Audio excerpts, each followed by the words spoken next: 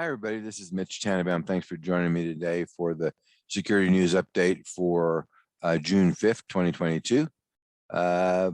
First of all, let's talk about supply chain risk. That's one of my favorite topics. It's a huge challenge and one that's not going away anytime soon.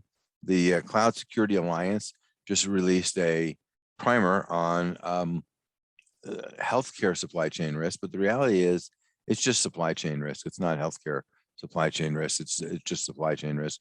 There's nothing in there that's healthcare specific, really. And so if you have a supply chain, which is probably most people, then you probably ought to read this.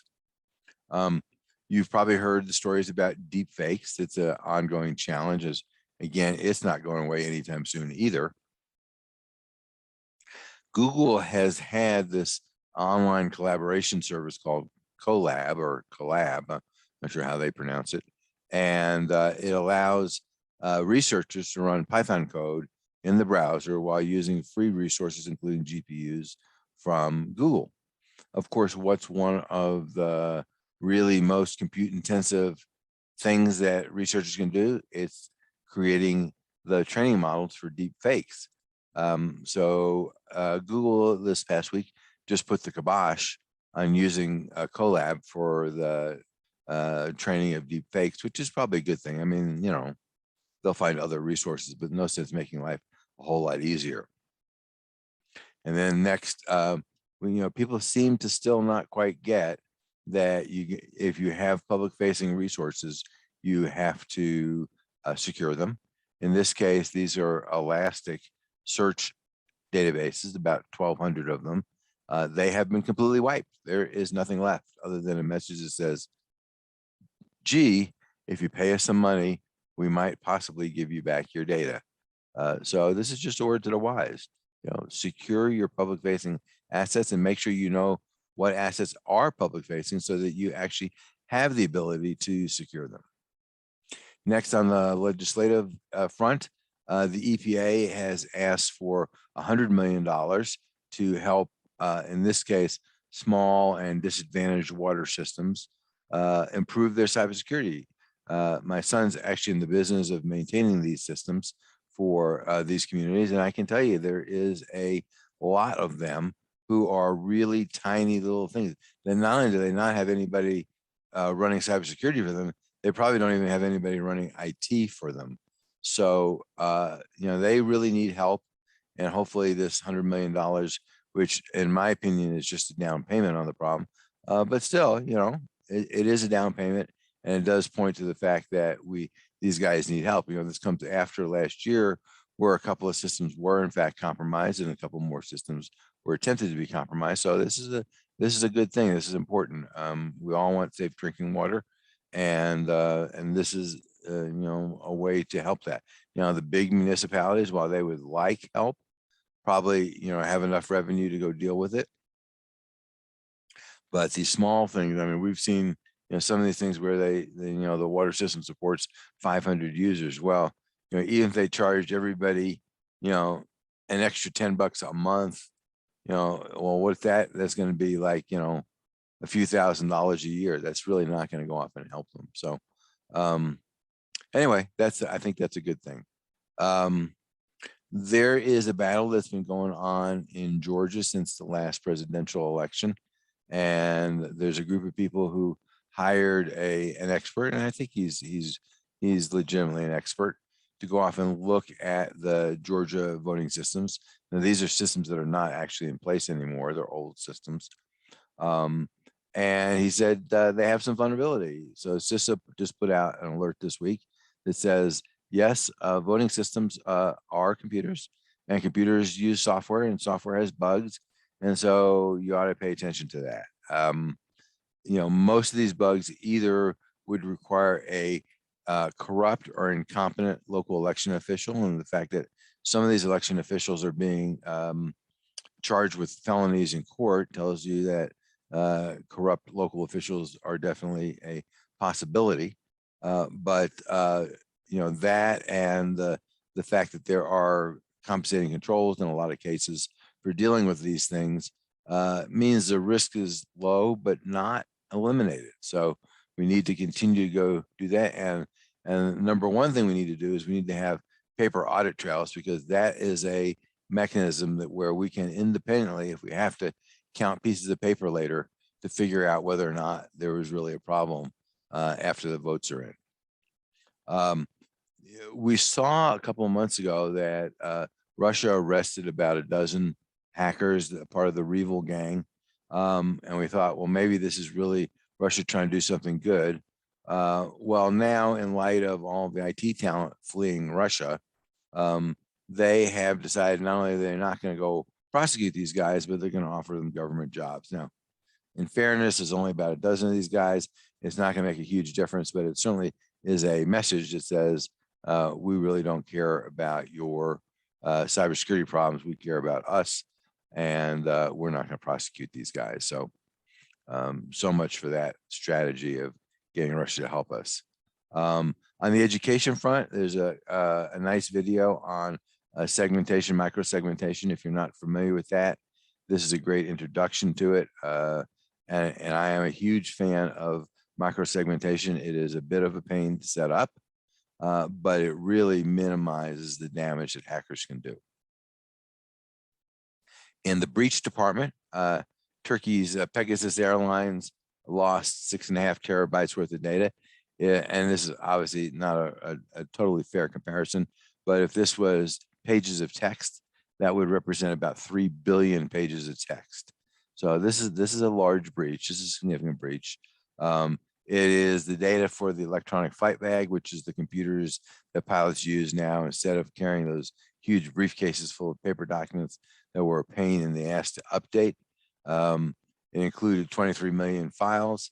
It was accessible to anybody. It took the airlines a month to lock it down once they were told about it. It included unencrypted passwords, it included all kinds of stuff. So it's for them, it's a real problem. On the other end of the spectrum is Foxconn Mexico breach.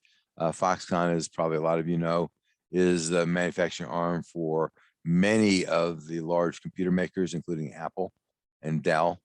They were hit by a ransomware attack that crippled part of their Mexico operation. They said they're going to go off and adjust production, which I assume means moving production to other plants to make up for this. So it shouldn't have a huge impact.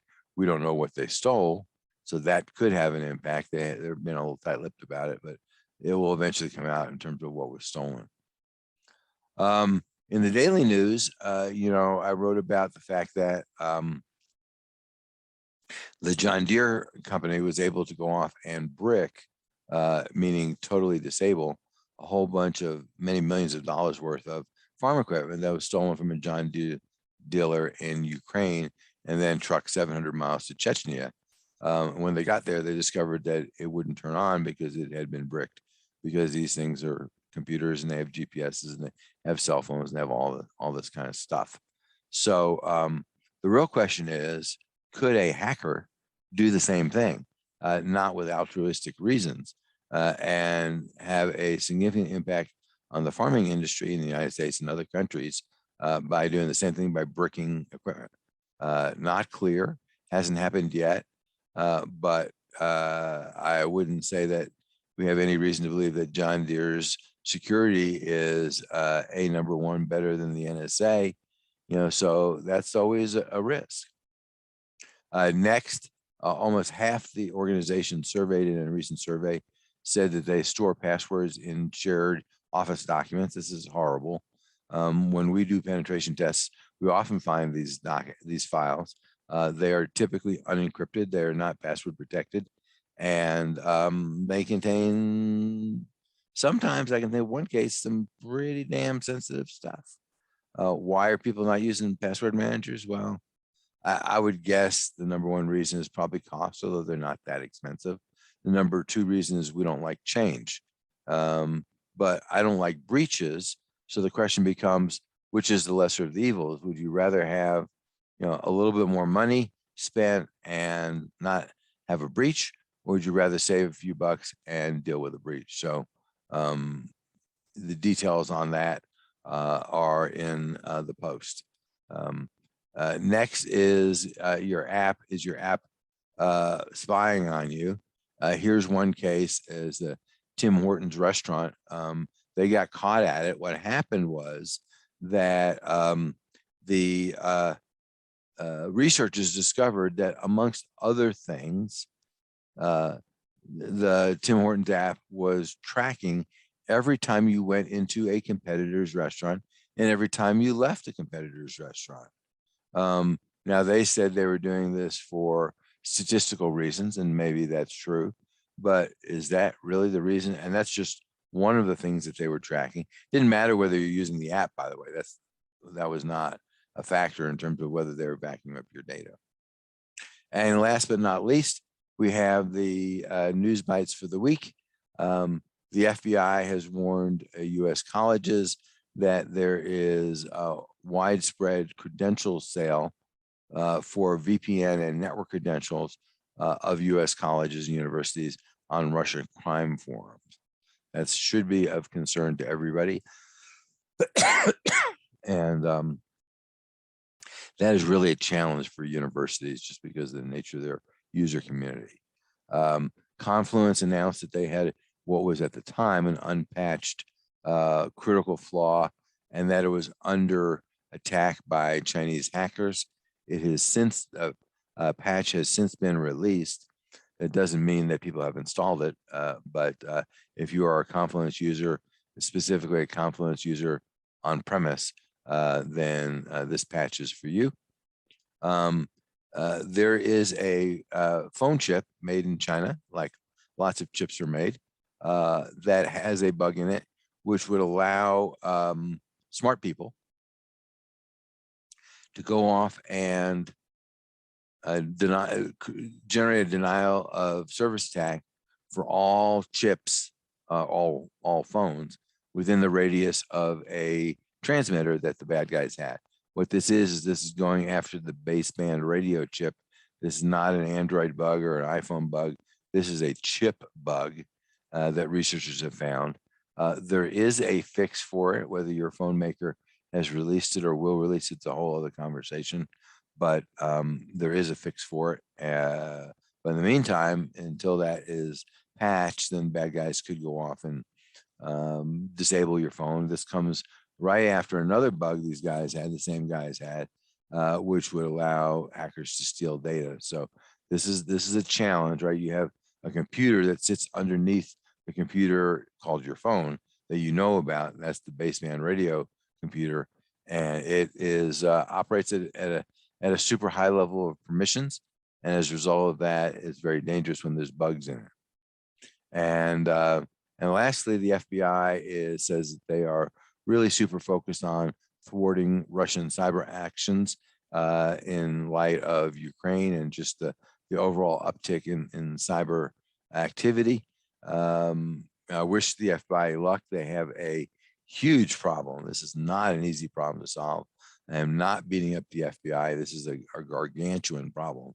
And anything they can do to go off and make it a little bit better is a plus. But in terms of having a major impact on this, that's going to be really, really hard.